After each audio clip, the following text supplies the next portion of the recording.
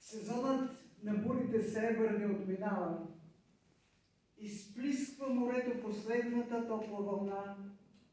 На пясъка мокър, единствен след нея остава по плажната ивица вятър и празен брега.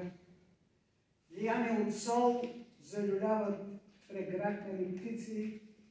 Пак старите лодки разсичат водата на две. Художникът синьото сменя на няколко скици и после рисува едно по-различно море. Едно натъжено море, до което ни няма, а бяхме с него тъй близки и толкова добри. Посрещахме изгреви бутни, разпалвахме пламък и чак до небето хвърчаха красиви искри. Красиво се стичаше пяна от нощната перла, отгоре високо сияеше ярък седев, луната търкаляше обръч огромна и щедра и никнеха едри брилянти по нощния креп. И влажният въздух цъфтеше по нашите устни.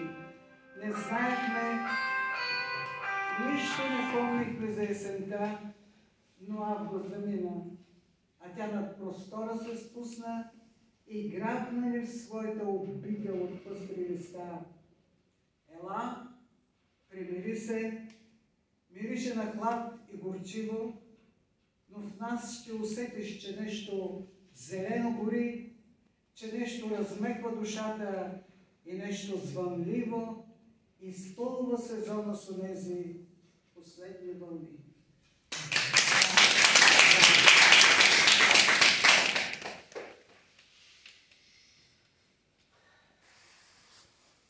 Живее един поет в този град, който не говореше за себе си, не блесна на нито една вестникарска страница с стихове обградени в рими, малцина само споменаваха името му.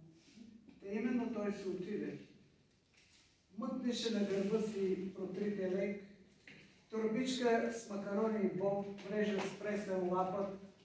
Ако кажеш на някого, че е поет, ще се спре за миг очудено и ще продължи нататък. Брадясали пияници в тъмен час бяха неговата единствена публика среднощна.